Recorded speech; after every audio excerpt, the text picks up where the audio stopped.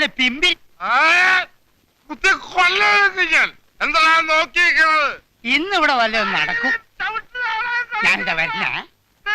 പരീക്ഷകള് ഒരു കുതിരയും കോഴിനെ പേടിക്കില്ല. വേലാഴ്ച തമ്പി വരട്ടെ, കൈഴക്കാലം മാത്തു വരട്ടെ, അല്ലെങ്കിൽ സാക്ഷാൽ കൊച്ചുവർക്ക് വരട്ടെ. പുല്ലാടാ പുല്ല്. കോയില, നീ വീട്ടിൽ പോയി നോക്ക്. വെറുതെ നാട്ടുകാരെ കൈ മേടിക്കണ്ട. നീ പോടാ ചെരപ്പ.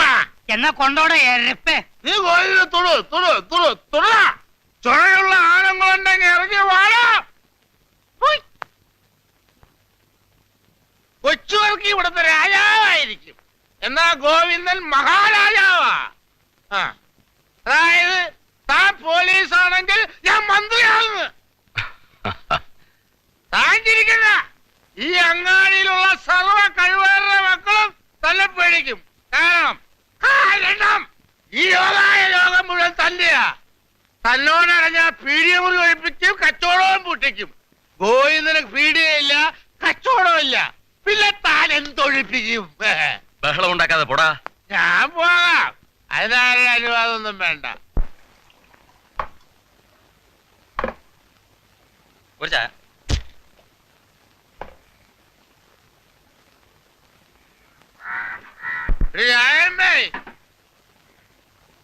നിനക്ക് ഇവിടെ എന്തൊക്കെ കച്ചവടമാണ് ഉള്ളത്?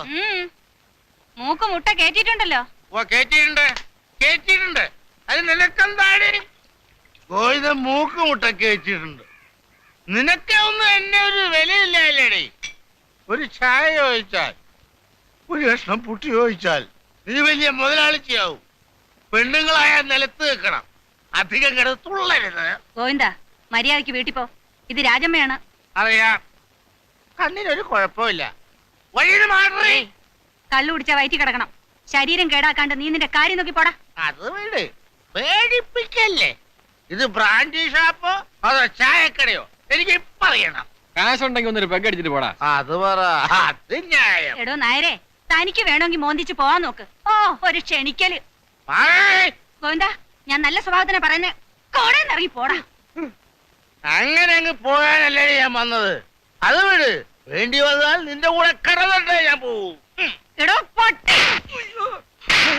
എടാ, നിന്നെ കയ്യും കാലും ഞാൻ വെട്ടും. ഇറങ്ങി പോടാ അവിടുന്ന്. പോടാ.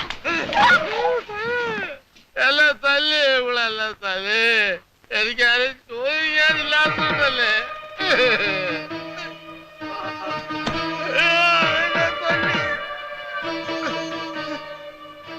വെറുതെ വഞ്ചിക്കാരൻ മാപ്പിള നിനക്ക് വയറ്റിലുണ്ടാക്കിട്ട് കടന്നു കളഞ്ഞത്. ഒരാളുടെ അടുത്ത് സങ്കടം പറഞ്ഞോണ്ട് വന്നിട്ടില്ല. വെച്ച് കണ്ണു തുറക്കണതിന് മുമ്പ് അതിനെ ജീവനോടുകൂടി കുഴിച്ചു മൂടിയ തേവിടിച്ച് തന്നെയാടാ ഞാൻ. ആർക്കാടാ ചേതം? ഒരുത്തനും എനിക്ക് വെള്ളം ചൂടാക്കാൻ വരണ്ടടാ. നീ ആരാടാ? പോലീസാ? അതെ മൈസേട്ടാ. മോന്തയ്ക്ക് തൊഴിലുണ്ടെങ്കിൽ വണ്ടി കൊണ്ട് പോടാ. നാട്ടുകാരുടെ കുഴപ്പാ. ചുണയുള്ള ആമ്പിള്ളേരെ നാട്ടിലില്ലാഞ്ഞിട്ടാ. അല്ലെങ്കിൽ നാവിക്കിട്ട് ചവിട്ട് കൊടുത്ത പിന്നെ മിണ്ടരുത്. ഓ, ഒരു ആൺകുട്ടി വന്നിരിക്കുന്നു, ചുണക്കുട്ടൻ. നിങ്ങൾ പോയി നിങ്ങളുടെ ജോലി നോക്കണം. നാളാവില്ല ഇവരോട് സംസാരിക്കാൻ. കഴുത്തിന് ചുറ്റും നാക്ക.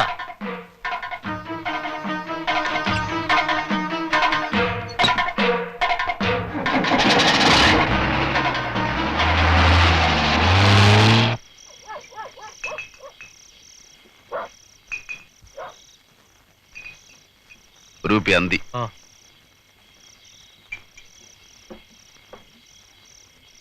ആൺകുട്ടി വന്നിരിക്കുന്നു. ആരുടെ അടുത്ത്?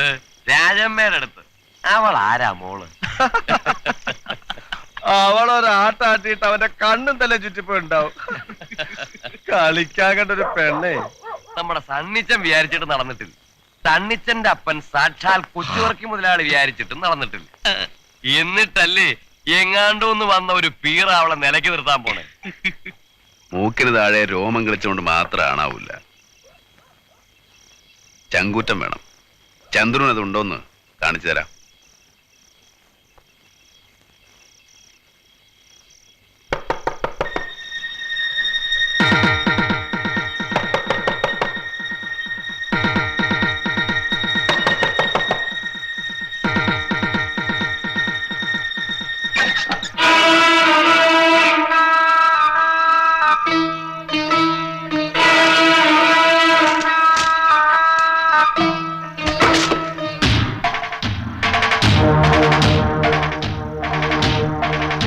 താഴെ. ധൈര്യം ഉണ്ടെങ്കിൽ വാടാ, നിന്നോടാ പറഞ്ഞത്. അടുക്കരുത്. കത്തി താഴെ ഇടാൻ. അടുത്ത വെട്ടും ഞാൻ. അടുക്കരുത്, അടുക്കരുതെന്നാ പറഞ്ഞേ. വെട്ടും ഞാൻ.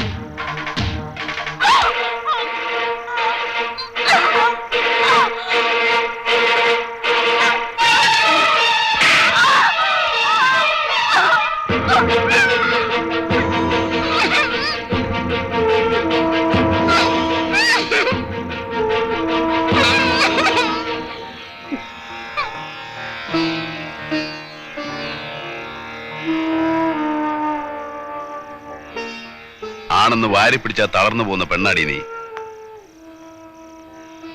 വെളച്ചിൽ എന്റെ അടുത്ത് വേണ്ട.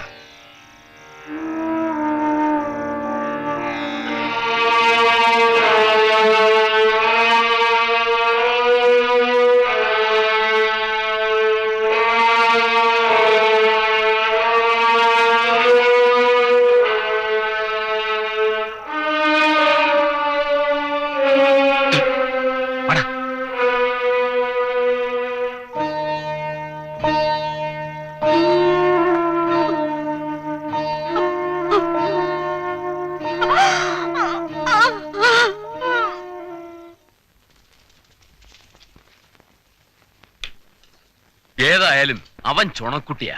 അത് പിന്നെ വടക്കനല്ലേ, അഭ്യാസവും മയക്കുമന്ത്രവും ഒക്കെ പഠിച്ചോനാന്നാ പറയുന്നത്. തന്നോട് ആരാ പറഞ്ഞേ? വെറുതെ വായി തോന്നി പറയാ. അഭ്യാസി. എന്റെ ഒരു കൈ തടുക്കാൻ അവനെ കൊണ്ടാവൂ. ഇത് അഭ്യാസിക്ക് പൊണ്ണത്തടി വേണമെന്നില്ല. തടിയും പൊക്കവും കാഴ്ചക്കേ കൊള്ളൂ. ഇതൊക്കെ ഒരു മരുങ്ങ. ആരോഗ്യത്തിൽ അവള് മോശമാണോ? 10-100 വെട്ടുവെട്ടിയില്ല അവള്. ഒരൊറ്റ ഒന്ന് ദേഹത്ത് കൊണ്ടില്ല. അഭ്യാസം അല്ലെങ്കിൽ അത് പറ്റുമോ? താൻ കണ്ടോ? ഞാൻ കാണില്ല. എന്നാ കണ്ടിട്ട് പറയടാ നാറി. ഏതാണ്ട് പൊട്ടം മറ്റേ. ആ ഇത് നല്ല കൂത്ത്. അതിന് ഇവരെന്തിനാ എങ്ങനെ തുള്ളി കളിക്കണ്? ഇപ്പൊ എല്ലാ കാര്യം കണ്ടിട്ട് പറയാൻ പറ്റുമോ? ദൈവത്തിനെ കണ്ടിട്ടാ നമ്മൾ ദൈവം ഉണ്ടെന്ന് വിശ്വസിക്കുന്നത് അല്ലേ കണിച്ച? ഒരു വീക്കാലുണ്ടല്ലോ.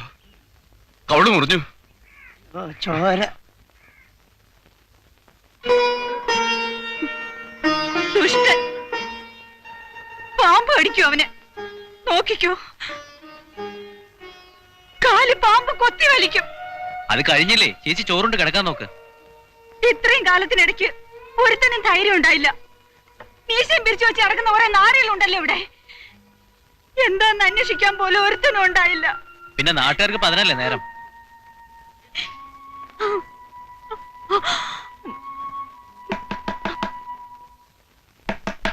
ആരാ? ഞാനാ.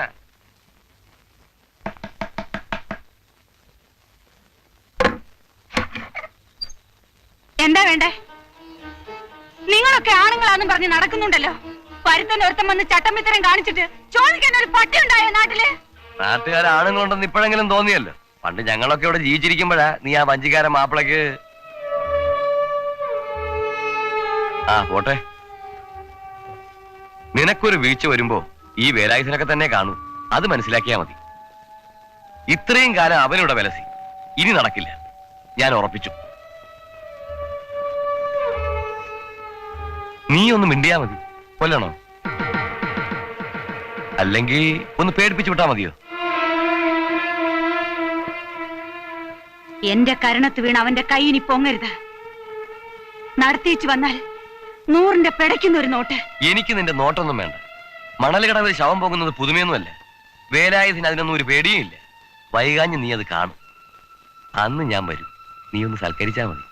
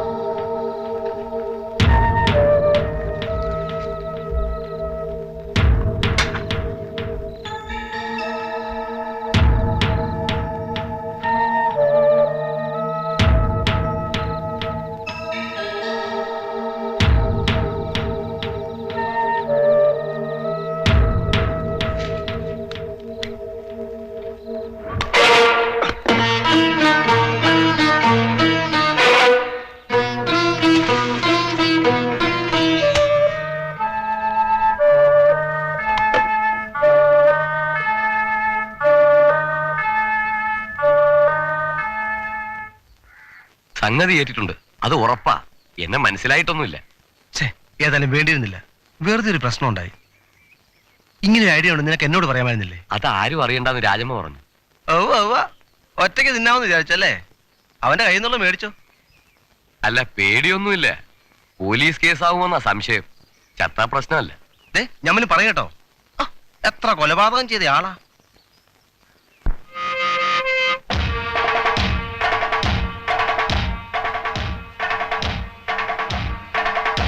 ചന്ദ്രു, നീ ഷാപ്പിലേക്ക് ഇറങ്ങിയോ? ഷാപ്പിലേക്കാ വരുമോ? അല്ല, വന്ന അവൻ്റെ അടുത്ത് വീഴുമെന്ന് വെച്ചല്ലേ. വെറുതെ വാച കളിക്കാം, അവിടെ പതുങ്ങിയില്ലടാ.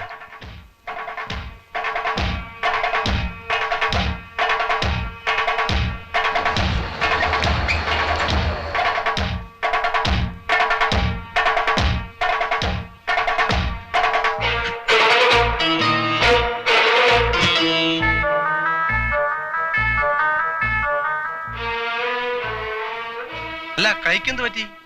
ഒരു ഉറുമ്പ് കടിച്ചതാ. ഉറുമ്പോ? ആ ഉറുമ്പ്.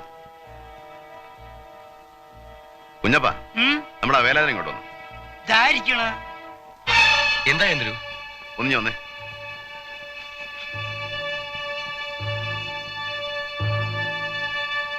എന്തേ? വാ.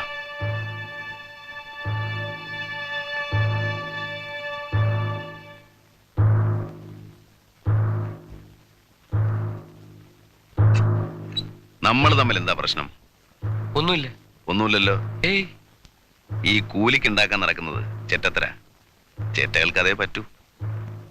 ഈ കത്തി കൊണ്ടുള്ള കളി കൈവിട്ട കളിയാ. പ്രത്യേകിച്ച് കത്തി കയറ്. അതിന് ഇത്തിരി വൈഭവവും കരവിരുതും ഒക്കെ വേണം. ഞാൻ കാണിച്ചുതരാം.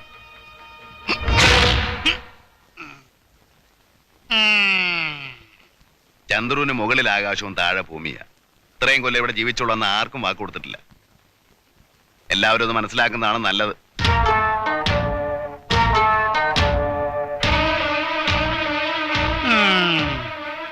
മിടുക്കൻ.